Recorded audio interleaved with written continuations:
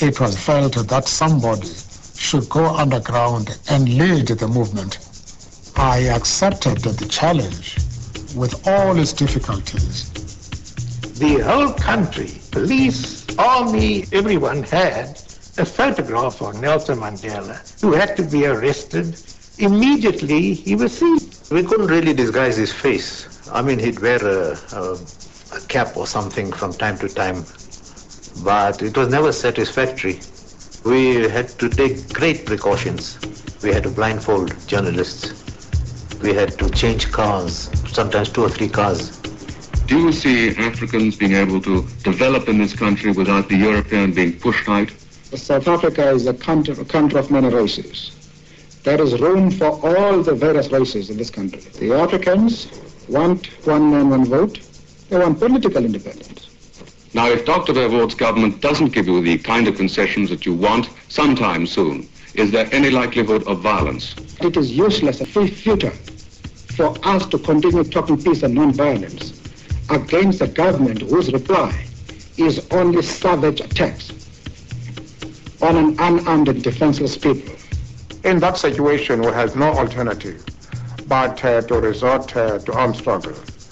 But we made it clear, even as we took that decision, that the responsibility rested squarely on the shoulders of the government, and that we could refrain from this action even at this 11th hour if the government agreed to meet and to sit down with us. But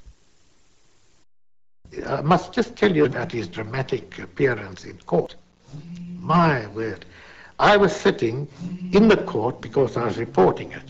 Special branch, armed policemen, outside the court, inside the court, thousands of people. Then Winnie came with the suitcase, and she said to the policeman before the court had started, take this down as a change of clothing for Mr. Mandela. This man walked up, and as I say, he was a mighty man, you know. He had beads around his neck. He had a sort of kaross over here. He had things around his national dress. Everyone was just shocked at seeing this man in this dramatic attire. And he looked straight at that magistrate. The magistrate was transfixed by this just staring of Mandela, like a mongoose with a snake.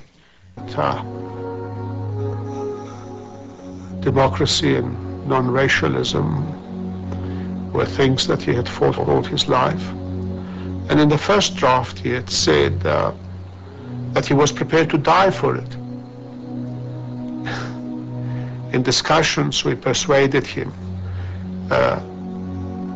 to add 3 words so that it may not be as challenging as the first draft.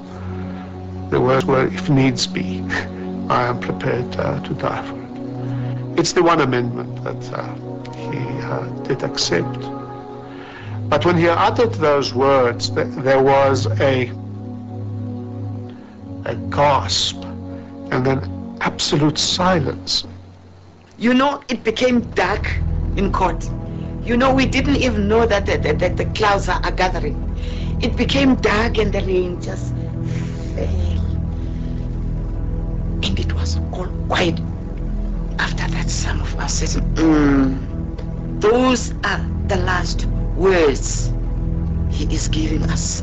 I have fought against white domination, and I have fought against black domination.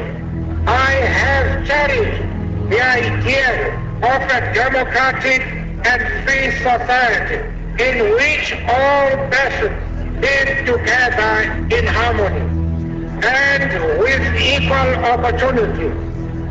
It is an ideal which I hope to live for and to achieve. But